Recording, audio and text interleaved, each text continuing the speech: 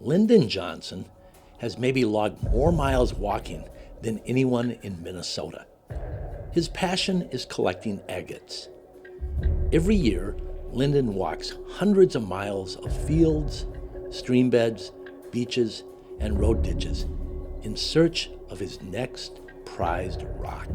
One of the first questions I like to ask any collector is, how did you get started? And Lyndon certainly has a fun story to share.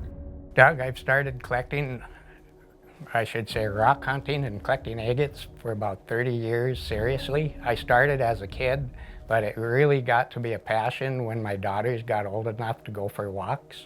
There was like 3 and 4, or 3 and 5, and my youngest daughter, Crystal, she found a 3/4 pound agate, and the day she found it, she was having this crabby tantrum day and nothing was making her happy, and we went for a walk and went rock hunting, and next thing I know, she's pouting again, and she plops her butt on the ground because she wasn't finding anything, and here she almost sat on this beautiful 3/4 pound agate. So from then on, we really got hooked. And I become a self-taught geologist. I haven't technically went to school, but I've done so much research that I've actually done classes for a state university geologists.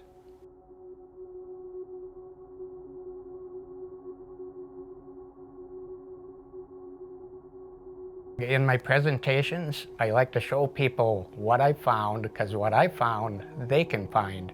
And I do tell them, anywhere there's rocks, you never know what's there till you look. I like field hunting in the spring, but I've found nice stuff in a combination of everywhere. Rivers, lake edges, but fields are my favorite. I've walked so much through my 30 years that I figure I've walked between 30,000 to 35,000 miles, which is more than the circumference of the world. And along with other questions I get asked is value of agates. And agates do have a value. It's just like rubies and emeralds. It depends on the quality, but they will sell. You can go to shows and sell them, but they can be worth thousands of dollars.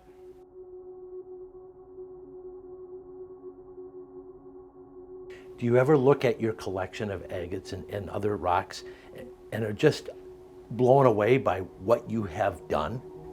That's exactly why I have my setup down here kind of like a museum. Sometimes I just sit down here and I just can't believe myself what I've stumbled on through the 30,000 miles walked. So show me some other ones. Now, when I was talking about different qualities of gemstones, this is a natural water washed.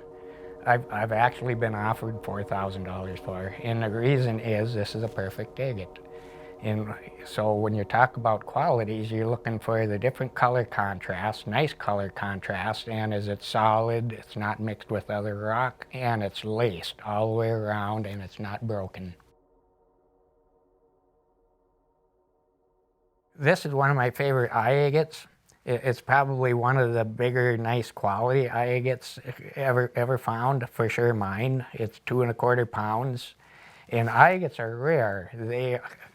Only 2 places in the world you can find them. One is Minnesota, one is South Africa, so they're rare.